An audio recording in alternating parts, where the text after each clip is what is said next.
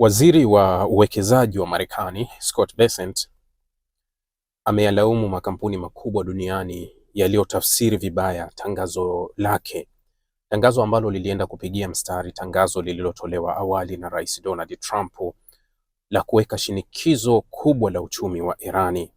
Sasa Bessent anayalaumu makampuni kwa sababu baada ya tangazo la Donald Trump na tangazo ambalo yeye alienda kulipigia mstari, makampuni yakapandisha bei ya mafuta. Yaani masoko ya mafuta duniani yakaonekana kuwa mafuta yamepanda. Katika kipindi ambacho wao walikuwa wanaangalia utaratibu wa kurekebisha bei ya mafuta, anawauliza, kwa nini mmepandisha mafuta hali ya kuwa rais amehakikisha kuwa hakutokuwa na vurugu, hakutokuwa na mashambulizi zaidi, yani hakutokuwa na vita tena. Kwa mujibu wa kauli ya Scott Bessent, waziri wa hazina wa Marekani au waziri wa uwekezaji wa Marekani. Marekani inadai kuweka shinikizo kubwa zaidi kwenye uchumi wa Irani mpaka pale Teherani itapoamua kujisalimisha. Hadithi hii ukisikiliza inakupa majibu na maswali, au inakupa maswali bila majibu, kwa sababu tumetoka kwenye shinikizo linaitwa shinikizo la kijeshi. Marekani akitumia shinikizo kubwa zaidi la takriban ndege 300 za kijeshi zilizokuwa pale, meli zaidi ya 20 au zaidi ya hapo, meli za kijeshi ni zaidi ya 20, acha na zile ambazo zinatoa usaidizi mwingine. Lakini Marekani aliripoti kuwa alifanya mashambulizi tofauti katika eneo la Irani mara 13,000. Yaani mashambulizi ya Marekani kuelekea Irani yameshambulia maeneo tofauti mara 13,000. Mashambulizi hayo ambayo yalidumu kwa siku 40, 39 siku ya 40 wakaingia kwenye makubaliano ya ceasefire, yakaongezeka zaidi kwa siku 13 zaidi, 53. Hayakuifanya Irani iweze kusalimu amri.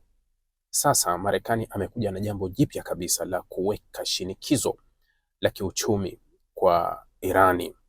Shinikizo ambalo linaendelea kushikiliwa kutoka kwenye blockade ya kwao ya Marekani ambayo kwa sasa imetimiza siku 38 ukijumlisha toka waliweka blockade. Katika blockade ambayo Rais Donald Trump alikuwa ameuambia ulimwengu kuwa kila siku moja ya blockade ya Marekani ilikuwa ikiipa hasara Irani ya takriban dola milioni 500. Dola milioni 500 Irani inapoteza katika kila blockade ya siku moja. Kwa hiyo ukitaka kujua kiasi gani Irani wamepoteza fedha kwa mujibu wa Donald Trump, unaenda kukalkulate zile siku 38 halafu unazifanya unazijumlisha 500 mara 38, utapata jibu la hasara ambayo Donald Trump na Marekani ambao wametuambia kuwa Irani anapoteza kwa hiyo tu blockade ikiwekwa hapo. Waziri Bessent ambaye yeye anasema atazungumza na vyombo vya habari Jumatatu kufafanua zaidi kuhusu vikwazo, kwa sababu ukichukua hili wazo ambalo Donald Trump aliliandika kwenye mtandao wa Truth Social kabla ya yeye kuja kulizungumza, kiasili lilitoka kwake pia wiki jana, ambapo alisema kuwa wanakusudia kuweka vikwazo ambavyo havijawahi kushuhudiwa duniani. Yaani hakuna nchi duniani imewahi kukutana na aina hiyo ya vikwazo ambavyo Marekani walikuwa wanakusudia. Lakini Donald Trump katika andiko lake akaenda mbali zaidi kuyaonya au kuzionya nchi yoyote duniani itaonyesha ishara ya kunusuru uchumi wa Irani, basi itakutana na anguko kubwa la kiuchumi, yani kukata biashara zote na Irani ili iweze kuangamia. Siku moja au chini ya saa 72 kabla ya tangazo la Donald Trump, tayari kulikuwa kuna tangazo la kutoka nchi hii ya UAE, Falme za Kiarabu, kuwa ilikuwa imekata biashara zote, miamala yote ya kifedha na Irani, baada ya ripoti ya awali kuonyesha kuna makombora mawili yalirushwa kutoka Irani kuelekea UAE, ambapo Irani walikanusha kuhusika na hayo makombora. Lakini tangazo lilivyotoka upande wa pili wa UAE, walitoa tangazo wakasema kuwa wamekata biashara yote na Irani, miamala yote na Irani. Irani, UAE wanashirikiana kwa karibu sana kwenye masuala ya kibiashara, hasa masuala ya kiuchumi, uwekezaji na nini. Hapa kuna trade kubwa sana. Sasa UAE naye alitangaza kuwa amekata hilo. Lakini katika hili Bessent akaulizwa kuhusu kuwa Marekani ina mpango gani wa kuhakikisha hili linatimia ikiwa kama operation ya kijeshi haikutimiza hayo wanayotaka. Akasema wako kwenye mazungumzo bora zaidi na Uchina kwa sababu uti wa mgongo wa uchumi wa Iran unaweza kubaki kuwa chini ya China kwa sababu ni 80% ya mafuta yote ya Irani yanachukuliwa na China au China ananunua mafuta ya Irani. Kwa hiyo hivi sasa Marekani anasema yuko kwenye mazungumzo mazuri kabisa kati yake na Uchina ili kuiangamiza Irani iweze kudondoka. Kuna vitu vingine wala hujawahi kuvisikia kokote, lakini ndio nakwambia unaweza ukavisikia hivi sasa kuwa Marekani sasa anaweka shinikizo. Yani Marekani hivi sasa yuko karibu zaidi na China kuzidi, kwa sababu yuko karibu na China ili aiangamize Irani. Rais wa China Xi atasafiri kwenda Washington tarehe 24 ya mwezi Septemba. Wakati huo Trump anasema kuwa ndio atakuwa na mazungumzo mazuri zaidi kwa ajili ya kutaka kuiangamiza Irani. Usisahau kuwa Trump alikwenda Uchina hivi karibuni, na baada ya kutoka kule alisema kuwa China imemhakikishia kuwa Irani haitakuwa na nyuklia wala China haiwezi kapeleka silaha zozote kwa Irani. Lakini baada ya kutoka pale, vyombo vya habari vya magharibi hasa vikiwemo vya Marekani viliandika sana kuhusu China kuendelea kuisaidia Irani kijasusi, satellite pamoja na silaha. Waliendelea kuandika hilo. Sasa Marekani anataka kuzungumza na Uchina ili waweze kuiangamiza Irani. Unaweza ukajiuliza mara mbili. Marekani anatuambia kuwa shinikizo la uchumi ambalo ameamua kulipeleka kwa Irani mara hii ni shinikizo ambalo Irani haikuwahi kulishuhudia hapo kabla, au ulimwengu haujawahi kushuhudia jambo kama hilo. Unakubaliana na hilo swala? Nimekutajia mara 13,000 mashambulizi ya mabomu. Maana unapopima mashambulizi kuwa yote ni mabomu, kuwa hamna kusema kusehemu walikuja wakapiga sijui nini, walikuwa wakipiga mabomu, yani mara 13,000. Alafu Irani haikuweza kusalimu amri, lakini sasa hivi inawekewa shinikizo la kiuchumi. Akijibu hili, waziri wa mambo ya nje wa Irani Abbas Araghchi alichokisema, akasema kuwa kupitia hili Marekani wanajaribu kuficha aibu wanayokabiliana nayo kwao, swala la kifedha, kukosekana fedha kwao, kudondoka kwa uchumi wa kwao na shinikizo kubwa la mafuta bei kuwa juu. Lakini Trump anajaribu kuficha kile ambacho kimeandikwa na vyombo vya habari sana vya Marekani kuhusu deni la Marekani kufikia takriban trilioni 40 dola.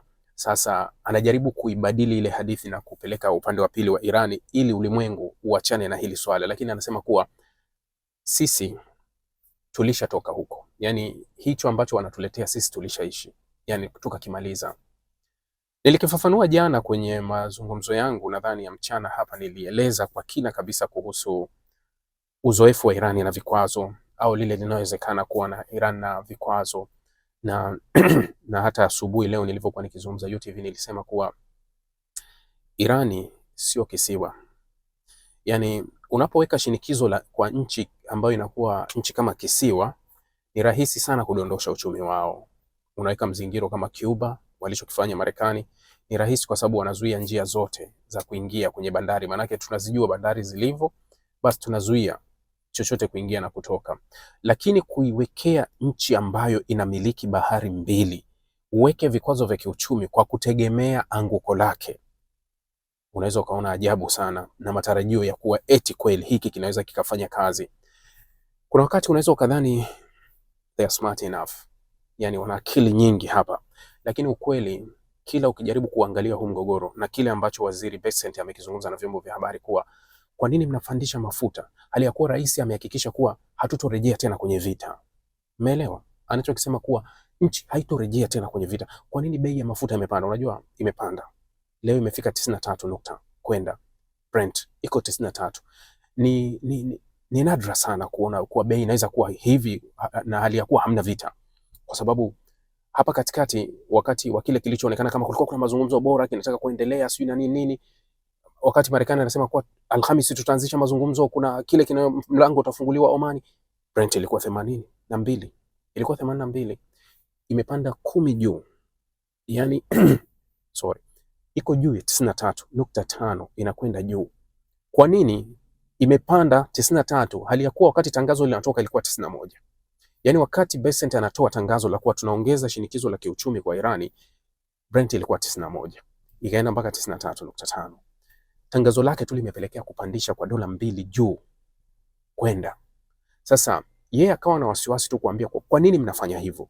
Mnafanya hivyo hali ya kuwa sisi tunajaribu kupunguza bei ya mafuta iweze kushuka, na sasa hatutakuwa na vita. Kama hakuna vita, kwa nini nyinyi mnajaribu kupandisha hii? Kwa sababu hawa ni wafanyabiashara.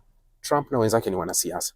Wafanyabiashara wanaelewa riski zote za siasa na kauli za kisiasa zinavyosababisha matatizo au zinavyoleta riski.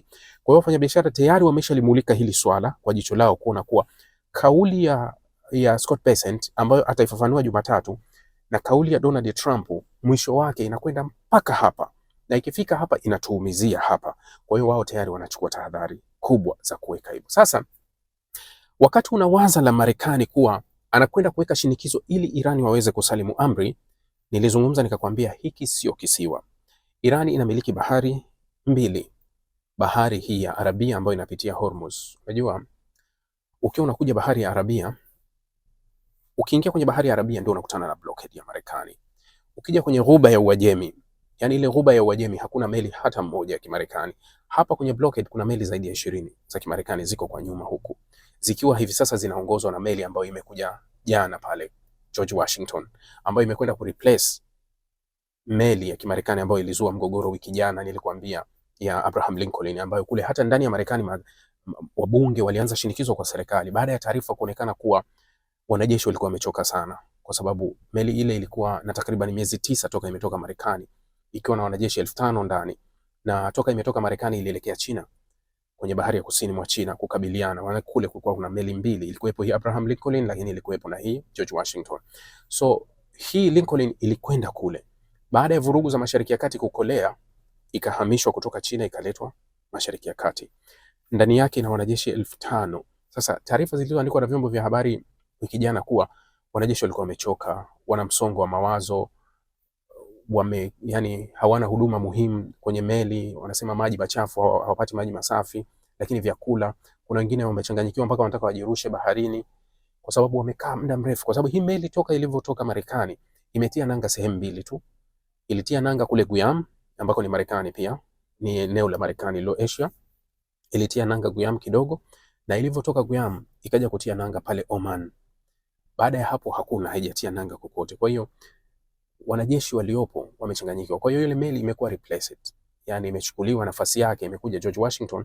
Ile meli inaelekea Marekani, kilomita 13,000 itakata kutoka maji ya pale ya Ghuba kuelekea Marekani. Kwa hiyo ina safari ya takriban wiki 4 mpaka wiki 5 kuweza kufika tena Marekani. Yani takriban hawa wanajeshi watakuwa wamezunguka karibu miezi 10 ndio wanaweza kurejea. Sasa ukiingia kwenye hii bahari ya Arabia, hapa ndio unakutana na blockade ya Marekani ambayo sasa itakuwa inaongozwa na George Washington, hiyo meli iliyokuja nyingine. Na hii meli imetoka kusini mwa China. Maana yake ni jibu moja tu, kuwa meli za Marekani ambazo huwa zinafanya doria pembezoni mwa China, hakuna meli yoyote ya Marekani imebaki kule. Kwa hiyo uwanja uko wazi kabisa kwa China. Kwa hiyo China hivi sasa tahadhari yake, kama akitaka kwenda Taiwan anaweza kwenda kuchukua, akawachomoa, akachukua Taiwan, kwa sababu kule hakuna tena meli yoyote ya Kimarekani. Meli zote zimehama, hii inarudi, hii inakuja hapa. Sasa ukiingia hapa kwenye eneo la Ghuba ya Uajemi, hapa utakutana na blockade ya Marekani, lakini ukiingia eneo lote la Ghuba ya Uajemi hakuna meli yoyote ya Kimarekani ambayo iko pale.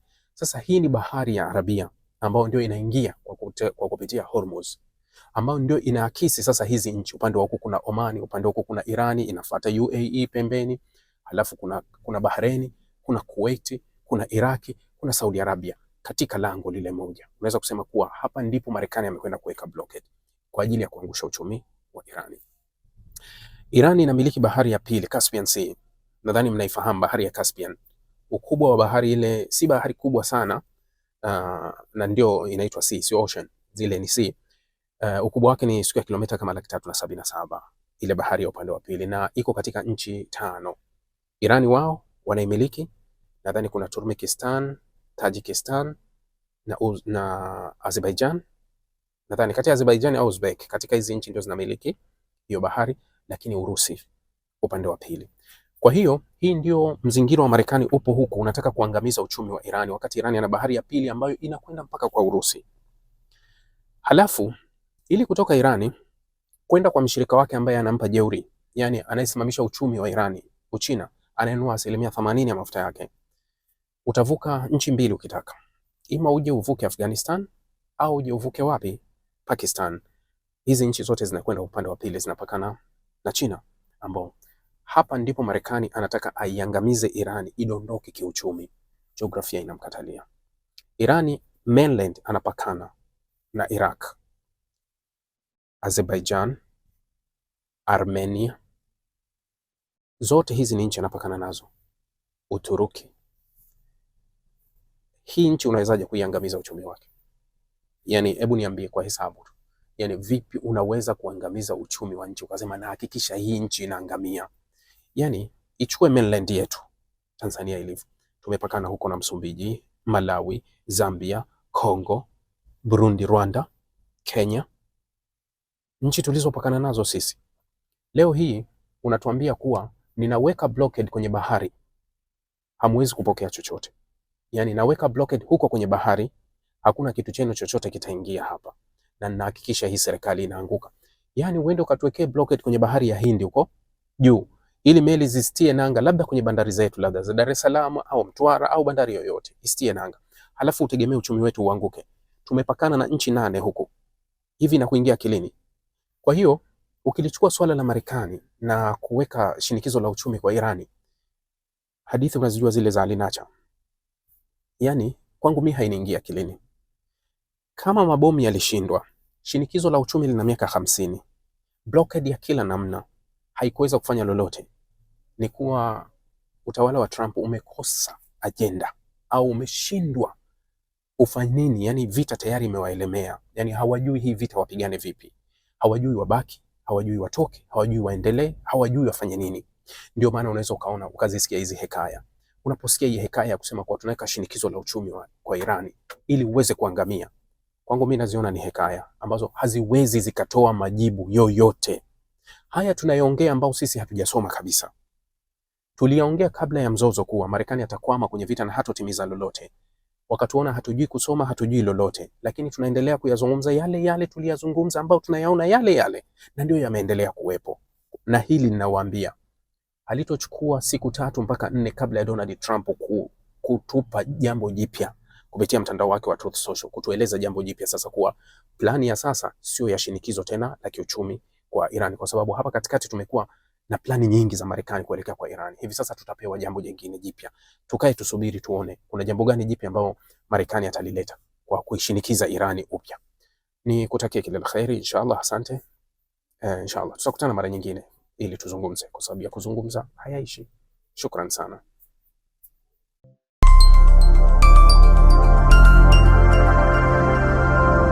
Rahby Digital, haki na ukweli.